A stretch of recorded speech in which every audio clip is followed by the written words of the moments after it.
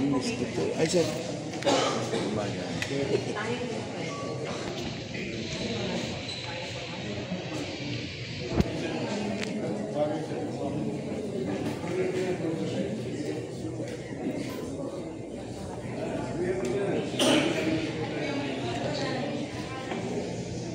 Good morning, everyone, and welcome to the ceremonial signing of General Tax Amnesty Ordinance headed by the City Council of Manila sa pamumuno ng ating minamahal na Vice Mayor Chi Atienza.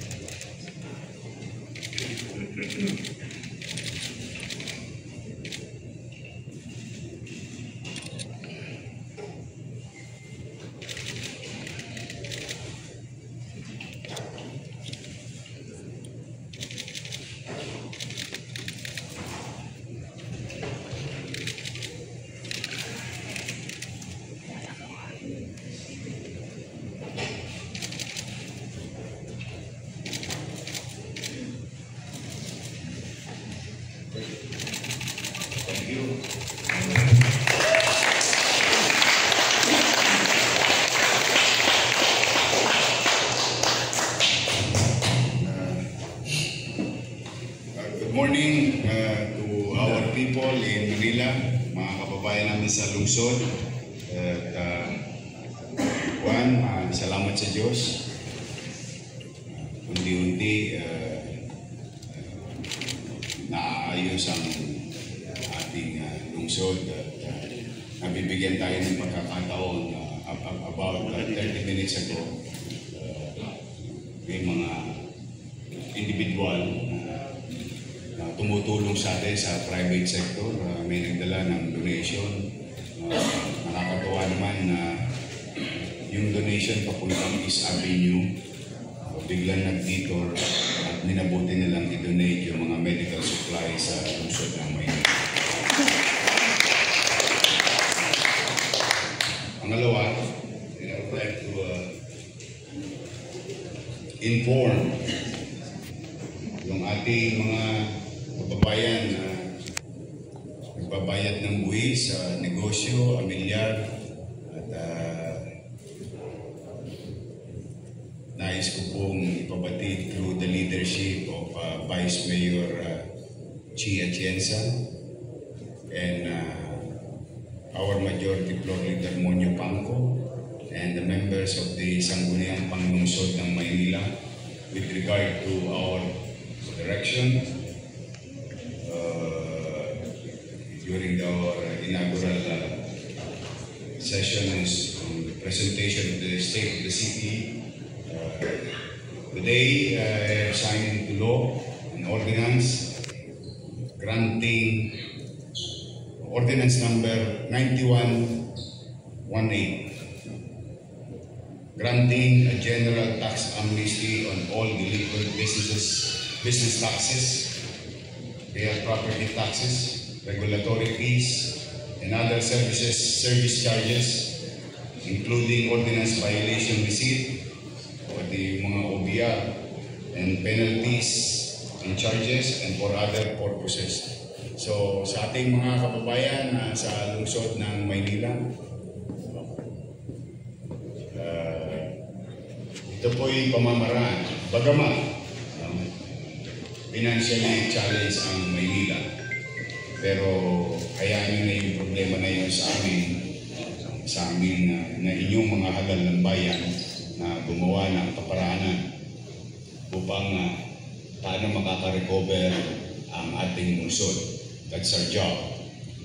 Having said that, despite of the situation, I would like to inform that everyone in the city na gusto namin maiparamdam sa inyo na ang gobyerno ng lungsod ng Maynila ay nakapagpapagaan ng katayuan sa hirap na kinakaharap ng marami nating kababayan na nagbabayad ng buwis. Una, sa mahinang negosyo. Pangalawa, sa hirap ng buhay dahil ang ekonomiya ay may mabigat na hamon sa ating lahat dahil sa nangyayari sa mundo. Mas minabuti namin na unawain ang mamamayan at bigyan ng tamang pansin ang hirap na kinakarap ng ating nasasakit. So today is the chance, and this will last up to December 31. This will last up to December 31. Point being is that you have more elbow room or ample time to recover from that hardship, at ang obligasyon ng tao ay matugunan niya naman sa kanyang pamahalaan. Pangalawa, sa mga napabalitang mga pang-aabuso na ginawa ng ilang individual na amin namang sinisiyasat diyan sa mga naturang ahensya ng lokal na pamahalaan. So lahat ng maling entry, it's time for you to go out and clean your books, your declaration. Take this opportunity, after which, that's it, pansin. Mabigat po kasi ang penalties and charges. Napakabigat. Minsan mas mahal pa siya sa principal obligation. And gusto lang namin din ipabatid ang mensahe sa inyo na uunawaan namin ang kalalagayan ninyo noong panahon na kinikipit kayo ng City Hall. We start from zero again, but at least it's a good thing because anything above zero is positive. We'll do better. We'll change ourselves. We'll police ourselves. We need your help also to fulfill your obligation as businessmen, investors, and the citizen or taxpayers.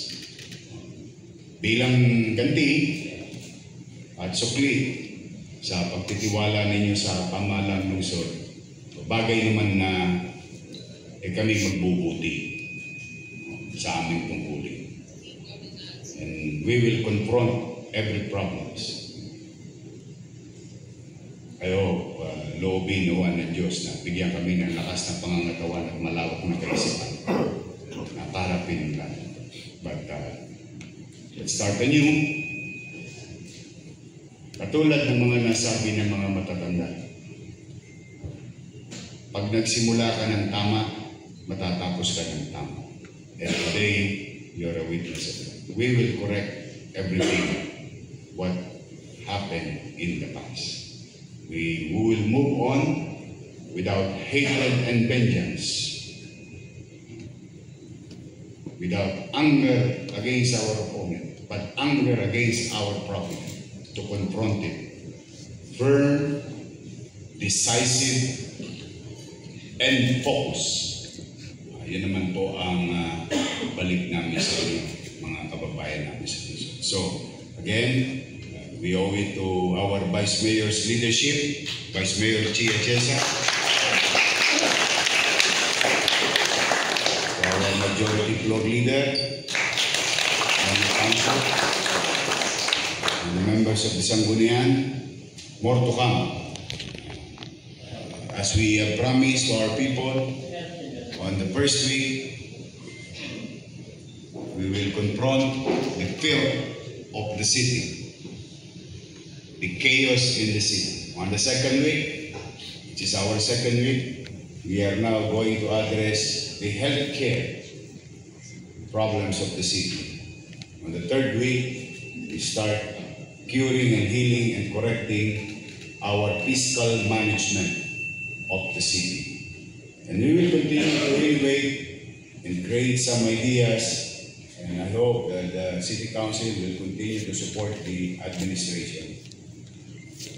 Total, obligasyon natin naman talaga na maglingkod sa taong bayan. Kaya katulad na nasabi ko na dati sa mga konsehal, manaig sana sa inyo ang inyong naging desisyon nung unang araw na kayo nag-isip na sumama sa paglilingkod sa bayan. Anything other than that is noise. And don't be disturbed by noise. Hindi lahat ng asong kumakahol binabato. For us to move further, move forward, we'll do it inch by inch, meters by meters, with consistency. One way or another, dadako din naman tayo sa ninanais nating puntahan para sa ating mga kababayan sa Luzon. Again, thank you very much, ladies and gentlemen. For friends in the media, you may now ask your question if you are interested to ask. If not, we move on. I'm going to one of the hospital again. Kasi yung dating direktor, kinuha yung aircon ng emergency. Dahil ano daw, donation daw yun sa kanya. Pati TV. Ano talaga, mana-mana lang. Naawa naman ako sa Justin. Pero that's water under the bridge. Yes, Pat, sir. Ito lang. Pat. Hindi kita mapansin kasi ang dilim na. I love you, Pat. Pinagkagaan ko lang lagi yung sitwasyon ko, kaya kung gusto ko magkakaroon. Ito serious. Serious time yun. Kasi marami rin magtatanong yung tax amnesty na paganda nito. Mula kailan ito? Yung 2 years, 3 years, covered yun. Lahat ng coverage ng kasi gusto natin talaga itama. Siyempre, marami naman nahirapan in the past. Lalo na ng pandemya. Malamang yan, maraming tumukod. Ito, new government, gusto namin pahabain ang kamay namin ng maraming mayakap. Ito, pangalawang tanong. May kwento ka nun sa caucus mo. Taong bayan. Meron kinutungan ng mga yung sinasabi mong zoning na gano'n. Yes. Kung yung ba mag-complain, magsasampa ka ng kaso sa ombudsman. Of course, hindi lang, pati kriminal. Lahat. Administrative and criminal. Kung sino responsable. We'll throw the books to them. Kung sino responsable. Pwede kong sulat yan. Yes. Gusto mo, sabihin ko na ngayon. Pangalan. Sa bibig ko. Mas maganda ba? Lahat ng inapi, inabuso, ito yung kasama dito yun. Yung mga misdeclaration na ginawa ng taong gobyerno. Kaya nga kami umaakto sa ganito para lumuwag ang damdamin ng tao. Kasi pagka mali ang pinagawa sa kanila, kunwaring itinama, habang buhay silang mali, madadala sila sa farm. Kasi sa farm may baka. Ano naman ang ginagawa sa baka? Magiging katasan sila taon-taon ng taong gobyerno. With this, once they are clear, they are updated, wala nang pagkakamaling whether sinadya o hindi sinadya. Dahil sa sirkumstansya, kaya ako nananawagan, lahat ng inapi, inabuso ng zoning, kasi may bago na tayo ngayon na group of zoning board. Si Si De Leon. Oh, Si Mike. magaling yun. Magaling yun.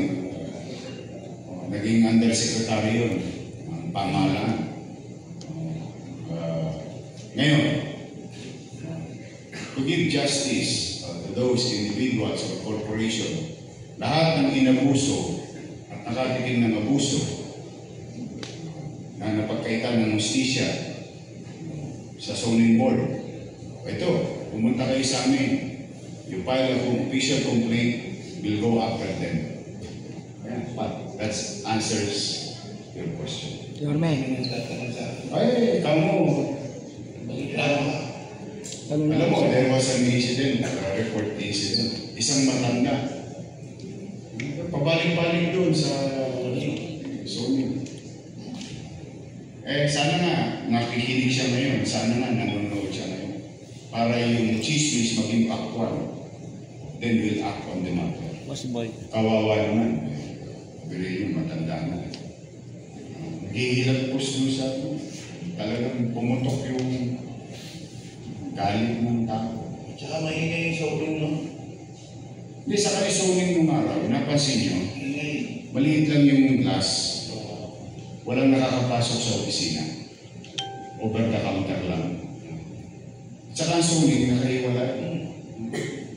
Hindi, basta negosyante, taxpayers, developer. Welcome po kayo sa Maynila. Kung kayo inabuso ng nakaraan. For us to act properly, para hindi naman tayo lip service.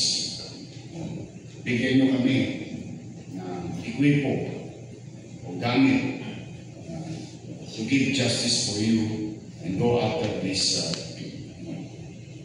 crooks in government. Pero at least now we're saying, as a matter of public policy, as a matter of statement and direction of the local chief executive, ito ang direction. Ahabulin namin. And we will not tolerate. Yun naman ang,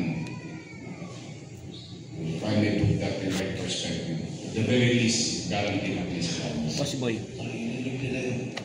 Yorme, Yorme, sino pa yung hepe ng zoning? ha? Sino pa yung dating hepe ng zoning? Huwag na natin pangalanan. Para sabihin na politika pa ako. Basta everyone, not even the head. Kilala mo yun? Not even the head. Anyone. Ang dami kasi kaysa puro chismis. Ang dami kami. Pag moving on, nililinisin namin yan. Ahensya na yan. Ang gasoline station, ang pulinarya, yan mga nabiktima nila. Mga pulinarya, mga gasoline station. Tapos small businesses, big businesses, saka yung pati yung nagpapaayos ng 30 square meter, 50 square meter na apartment nila na inutang lang sa Pag-ibig. I hope you're watching. I hope you're watching. Come and we'll give justice for you. We'll seek justice for you. Anyone? Anyone? Okay na? Okay na. Okay na, boss. Bambi, parang masikip yung damit mo. O lumalaki ka lang. Sige, maraming salamat sa inyo. Again, pwede ko bang maimbitahan yung mga pusyal natin na dito man lang sa ating seremonya. Pinaghirapan nyo. Dok. Iba talaga. Ito yan.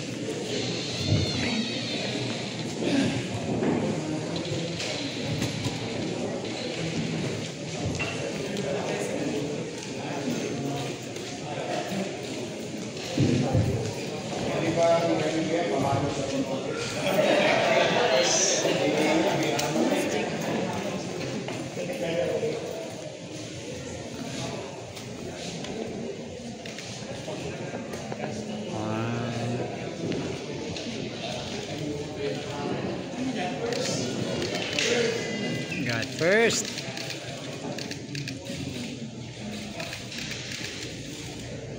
Thank you. One down.